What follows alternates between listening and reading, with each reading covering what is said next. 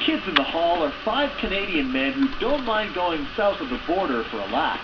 They're a comedy troupe that had a show on from 1988 to 1994, and it was a half an hour of the most bizarre, off-the-wall sketches you'll ever see on TV. It was never really trying to be so edgy and cool. It was trying to be nonsensical and silly, and that's why it worked. There is a lot of stuff that we said that you would never be allowed to do now. Scott Thompson was the troupe's most shameless funny man. Thank you, I've arrived. He's probably best known for his impersonation of the Queen, but he's also got this great character named Buddy Cole, who is an openly gay, flamboyant socialite. Out of everyone in the Kids in the Hall, Scott Thompson seems like he is the least restrained, and as a result, one of the most memorable performers on the show. You know why? Because I don't really censor. I just don't. Scott's uncensored comedy made him a hit on television, but it wasn't so popular in the classroom. Scott went to university to study drama, but he was kicked out in his 3rd year for being disruptive. So, on his own, he worked on his stand-up and his improv skills, and joined a troupe called the Love Cats. Meanwhile, a comedy troupe called Kids in the Hall was forming in Toronto with comedians Dave Foley and Kevin McDonald. They hooked up with Bruce McCullough and Mark McKinney out in Calgary in 1984, and then they brought in Scott Thompson into the fold. With Scott on board, the kids got the attention they were craving. Lorne Michaels, the creator of Saturday Night Live, saw them and loved them, and he helped them to create a show that would fly in the States and in Canada, and that show was Kids in the Hall. We were scouted for Saturday Night Live, and we didn't get the job, but Lorne Michaels decided that instead of picking us apart for Saturday Night Live, that he wanted to make a show with us. Lorne Michaels was the one that greased the knob, that jimmied the lock, that basically forced us on TV, that basically said to Canadian television, give them a break. The cast members would develop sketches on their own and then come in together for these really brutal sit-down sessions with the writers where everyone was completely honest with each other.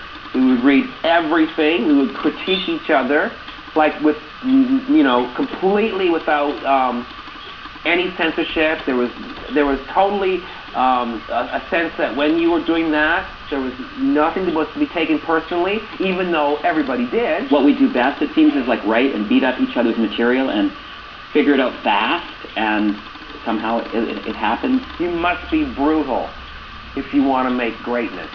Those brutal rewrites kept the show on the cutting edge. You know, the show was just completely silly and nonsensical. It was kind of like Monty Python's Flying Circus in that sense. They would have these great non-sequiturs between sketches and these amazing recurring characters. Not to mention, they would push the boundaries of what you could do on television like nobody could. We did swear occasionally, and we did get nude occasionally. But mostly our stuff pushed the envelope because it went into areas that people were uncomfortable with. The show lasted for 5 seasons, and in 1996 they did a film called Brain Candy, but by then the kids had grown up. Whatever happened to Scott Thompson? Well, we stopped seeing each other for 5 years, and then in 2000 we decided to, get back together and do a live tour. Cancer, oh, cancer.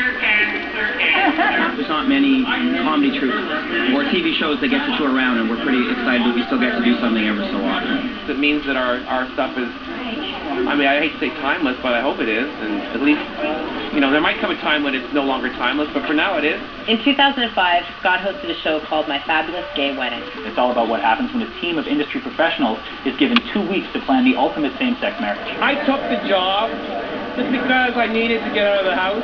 Most recently, you would have seen Scott turn up on Reno 911, which is a cop-style TV spoof. He's had huge comedic success, but there are some career decisions Scott wishes he could change. He says he regrets turning down the role of Phlox in Star Trek Enterprise because he had previously done Voyager, and he hated sitting down in a makeup chair for about 3 hours. I would have made a ton of money. I could have gone to conventions forever.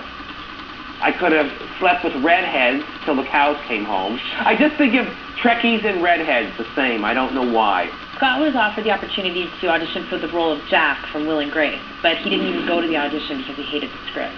I actually said something to myself like, no, because then they'll just think I'm gay for the rest of my career, and the show's crappy and it'll go nowhere. I guess time will tell on that one.